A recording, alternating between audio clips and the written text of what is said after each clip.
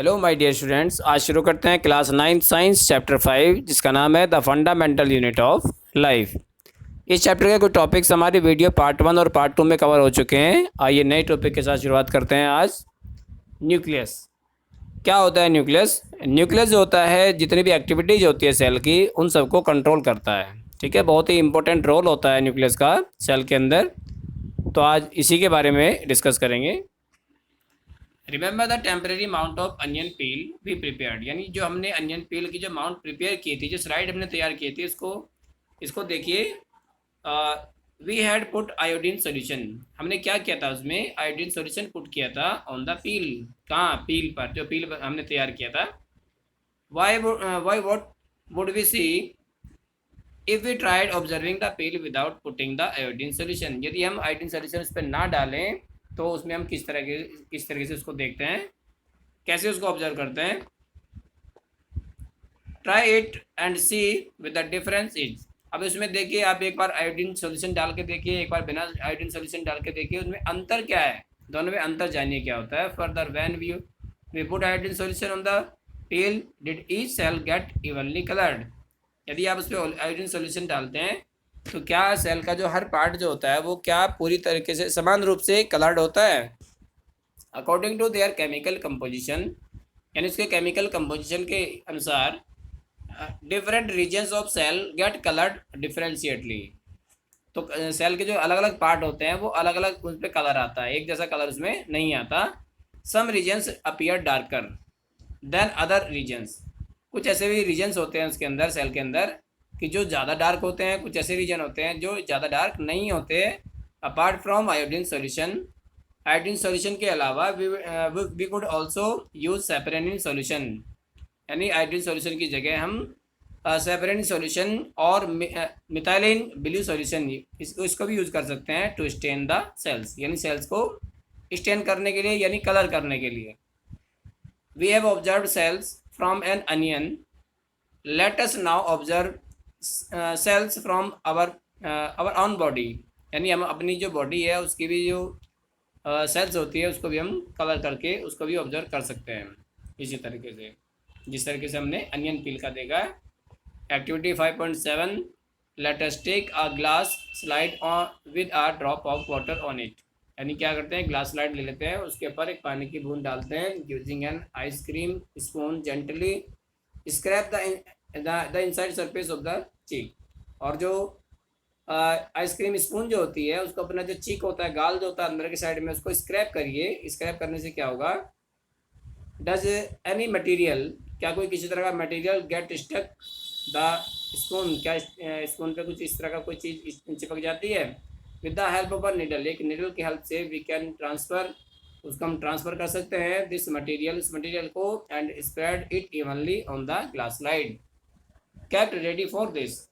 ठीक है, glass slide के ऊपर उसको रख लेते हैं, उसको ग्लास स्लाइड पर रखने के बाद उसको ऑब्जर्व करते हैं। The colour this material, to colour this material, इस मटेरियल को कलर करने के लिए we can put a drop of methylene blue solution on it, उसके ऊपर क्या डालते हैं, मिथाइलिन ब्लू सॉल्यूशन की ड्रॉप डाल देते हैं।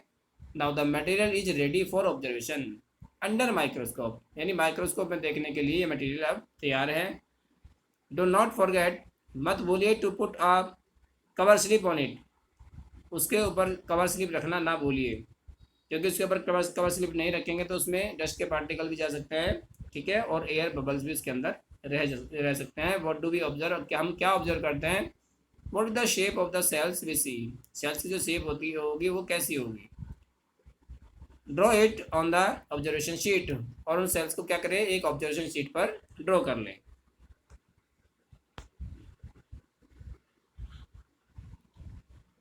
वो there are darkly coloured spherical और ओवल या dot like structure near the centre of इस सेल, यानी जितनी भी सेल्स होती है आप उसमें क्या देखेंगे, क्या आप ऑब्जर्व करेंगे, इसमें कि एक डॉट की तरह की स्ट्रक्चर होती है। This structure is called nucleus, इसी स्ट्रक्चर को न्यूक्लियस कहा जाता है। Were there similar structures in onion peel cells, क्या अनियन पील सेल में भी इसी तरह की स्ट्रक्चर आपको दिखाई दी। The nucleus has a double layered covering called nuclear membrane, यानी न्यूक्लियस जो होता है उसमें डबल लेयर होती है मेम्ब्रेन की। ठीक है, जिसको न्यूक्लियर मेम्ब्रेन कहते हैं। The nuclear membrane has pores. Nuclear membrane में क्या होते हैं? पोर्स होते हैं। न्यूक्लियर मेम्ब्रेन उसी तरीके से होती है जिस तरीके से सेल मेम्ब्रेन होती है। दोनों का फंक्शन भी लगभग सेम ही होता है। Which allow the transfer of material from inside the nucleus to its outside, यानी अंदर से बाहर की तरफ जाने वाला मटेरियल उसी के थ्रू पास होता है। That is to the cytoplasm which is which we will talk about in section 5.2.4, जिसका हमने सेक्शन 5.2.4 में किया था। The nucleus contains chromosomes. Nucleus में क्या होते हैं? क्रोमोसोम्स होते हैं, जिसको हिंदी में गुणसूत्र कहते हैं। Which are visible as rod shaped structures, जो कैसे होते हैं? रोड की जैसी शेप होती है उनकी। Only when the cell is about to divide, और वो कब दिखाई देते हैं? वो केवल तभी विजिबल होते हैं जब सेल डिवीजन होने वाली होती है, डिवाइड होने वाली होती है। Chromosomes contain information for inheritance of features from parents to next generation in the form of DNA.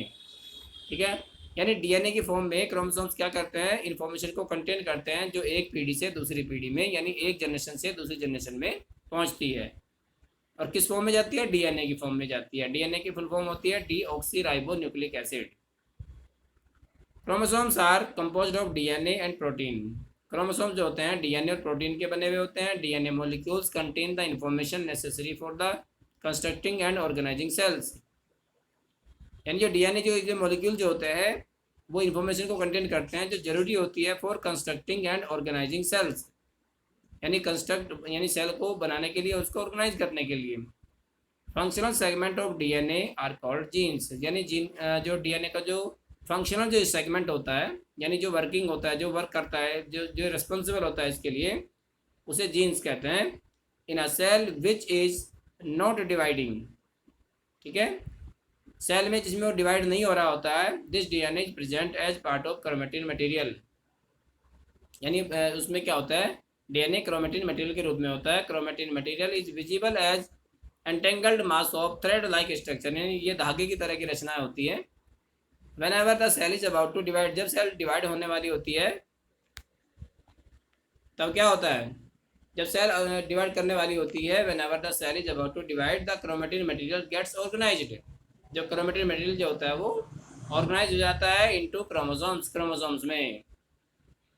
The nucleus is plays a central role in cellular production, यानी जो न्यूक्लियस जो होता है वो सेंट्रल रोल प्ले करता है इसमें cellular reproduction के लिए। The process by which a single cell divides the form and forms two new cells, एक सिंगल सेल जो होती है वो डिवाइड हो जाती है जिससे दो नई सेल बन जाती है। It also plays a crucial part, ये क्रूशियल पार्ट प्ले करता है along with the environment, environment के साथ, and determining the way the cell will develop and what form it will exhibit at maturity by directing the chemical activities of the cell, यानी ये कैसा crucial role, crucial part जो होता है ये play करता है इसमें along with the environment, environment के साथ, in determining the way the cell will develop, जिसमें सेल जो होती है डेवलप करती है, and form it will exhibit at maturity, जब वो मैच्योर हो जाती है, by directing the chemical activities of the cell, और वो सेल के अंदर जो होने वाली एक्टिविटी जो होती है उनके द्वारा होता है। In some organisms like bacteria the nuclear region of the cell may be poorly defined due to the absence of nuclear membrane, यानी कुछ ऐसी भी सेल्स होती है जैसे बैक्टीरिया हो गया, उसमें जो न्यूक्लियस जो होता है वो प्रॉपर दिखाई नहीं देता क्योंकि उसमें वेल डिफाइंड नहीं होता, क्योंकि उसमें न्यूक्लियर मेम्ब्रेन नहीं होती। Such an undefined nuclear region, उसमें जो न्यूक्लियर रीजन जो होता है वो अनडिफाइंड होता है, containing only nucleic acids is called a nucleoid, उसमें केवल क्या होता है? न्यूक्लिक एसिड होता है जिसे न्यूक्लियोइड के नाम से जाना जाता है। Such organisms whose cells lack are nuclear membrane, यानी इस तरह के ऑर्गेनिज्म जिसमें क्या होता है न्यूक्लियर मेम्ब्रेन नहीं होती, आर कॉल्ड प्रोकैरियोट्स, उन्हें क्या कहते हैं? उन्हें कहते हैं प्रोकैरियोट्स। प्रो मीन्स प्रिमिटिव और प्राइमरी, और कैरियोट मीन्स कैरियन, यानी nucleus. Organisms with cells having a nuclear membrane are called eukaryotes, यानी ऐसे ऑर्गेनिजम्स जिसमें क्या होता है न्यूक्लियर मेम्ब्रेन होती है, यानी न्यूक्लियस के चारों तरफ मेम्ब्रेन होती है, उन्हें यूकैरियोट्स कहते हैं। Prokaryotic cells also lack most of other cytoplasmic organelles, यानी जितनी भी प्रोकैरियोटिक सेल्स होती है उनमें साइटोप्लाज्मिक जो ऑर्गेनल्स होते हैं यानी सेल के अंदर पाए जाने वाले जो सेल ऑर्गेनल्स होते हैं वो भी उनकी भी कमी होती है, वो मतलब पूरी तरीके से नहीं होते, या तो सारे नहीं होते या फिर वेल डिफाइंड नहीं होते, present in the eukaryotic cell, जो कि यूकैरियोटिक सेल में होते हैं। Many of the functions of such organelles are also performed by poorly organized parts of the cytoplasm। यानी साइटोप्लाज्म में poorly organized होते हैं, पूरी तरीके से बने हुए नहीं होते। The chlorophyll in photosynthetic prokaryotic bacteria is associated with membranous vesicles, यानी बैग लाइक स्ट्रक्चर्स होती है, बट नॉट विद प्लास्टिड्स, लेकिन जो प्लास्टिड्स नहीं होते एज इन यूकैरियोटिक सेल्स, जैसे कि यूकैरियोटिक सेल्स में होते हैं। आप देख सकते हैं यहाँ पर ये प्रोकैरियोटिक सेल है। प्रोकैरियोटिक सेल कैसी होती है, जिसमें न्यूक्लियोइड होता है, न्यूक्लियर मेम्ब्रेन नहीं होती, राइबोसोम्स और प्लाज्मा मेम्ब्रेन होती है, सेल वॉल होती है। तो इस तरह के सेल ऑर्गेनल्स होते हैं इसमें, और इसकी जो लुक होती है वो इस तरह की होती है, आप देख सकते हैं इसमें। इसके बाद आता है cytoplasm. When we look at the temporary amount of onion peel we as well as human cheek cell, जो टेम्परेरी अमाउंट जो होती है अनियन पील की या फिर जो ह्यूमन चीक सेल की जब अभी बताई थी, we can see a large region of each cell enclosed by the cell membrane, यानी सेल मेम्ब्रेन के द्वारा जो घिरा हुआ जो रीजन होता है उसमें क्या होता है, उसमें एक लार्ज रीजन आप देख सकते हैं, बड़ा जो रीजन होता है, खाली जगह जो होती है, this region takes up very little stain, और उसमें जो स्टेनिंग जो होती है बहुत कम होती है, यानी उसमें कलर भी नहीं आता। It is called the cytoplasm, इसी को साइटोप्लाज्म कहा जाता है। The cytoplasm is the fluid content, cytoplasm क्या होता है, fluid content inside the plasma membrane, plasma membrane के अंदर जो फ्लूइड कंटेंट होता है उसको साइटोप्लाज्म कहते हैं।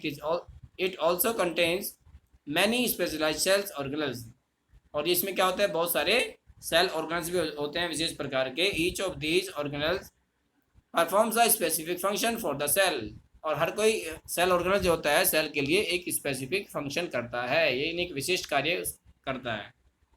Cell organelles are enclosed by membranes, जो सेल ऑर्गेनल्स जो होते हैं वो मेम्ब्रेन के द्वारा घिरे हुए होते हैं। In prokaryotes beside the absence of a defined nuclear region the membrane bound cells organelles are also absent, यानी जितने भी सेल ऑर्गेनल्स होते हैं उनमें मेम्ब्रेन नहीं होती, जैसे कि मैंने बताया था, वेल डिफाइंड न्यूक्लियस भी उसमें नहीं होता, वो भी एब्सेंस होता है किसमें, प्रोकैरियोटिक सेल्स में। On the other hand the eukaryotic cells have nuclear membrane, अब यूकैरियोटिक सेल्स में क्या होता है, न्यूक्लियर मेम्ब्रेन भी होती है as well as membrane enclosed organelles, यानी जो सेल के जो ऑर्गेनल्स होते हैं, जो सेल के अंदर जो पाई जाने वाली जो स्ट्रक्चर्स होती है उनमें मेम्ब्रेन भी होती है।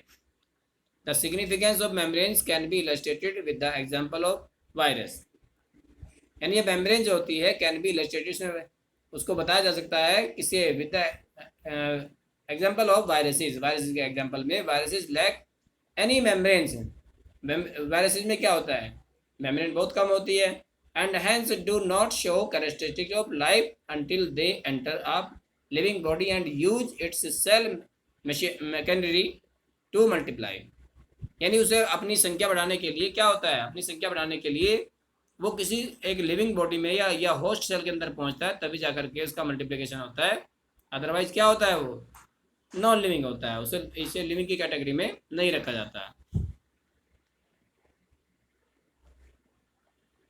अब आप देख सकते हैं यहाँ पर प्रोकैरियोटिक सेल्स और यूकैरियोटिक सेल में डिफरेंस क्या होता है, ठीक है।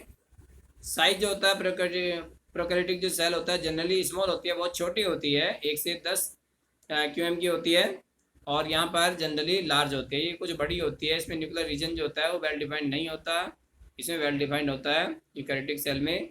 और क्रोमोसोम्स यहाँ पे क्या होता है, सिंगल होते हैं, और इसमें क्या होता है, मोर देन वन क्रोमोसोम एक से ज़्यादा होते हैं। ये फिल करने के लिए आपको दिया है, जैसे जैसे आप इसमें देखते जाएंगे सीखते जाएंगे उसको आप फिल कर सकते हैं टेबल को। इसके बाद में आते हैं सेल ऑर्गेनल्स। तो सेल ऑर्गेनल जो होते हैं, बहुत सारे सेल ऑर्गेनल पाए जाते हैं इसके अंदर। तो चलो आज के वीडियो में सिर्फ इतना ही रखते हैं, क्योंकि सेल ऑर्गेनल जो होते हैं वो सारे एक ही साथ आ जाएंगे नेक्स्ट वीडियो में हमारी।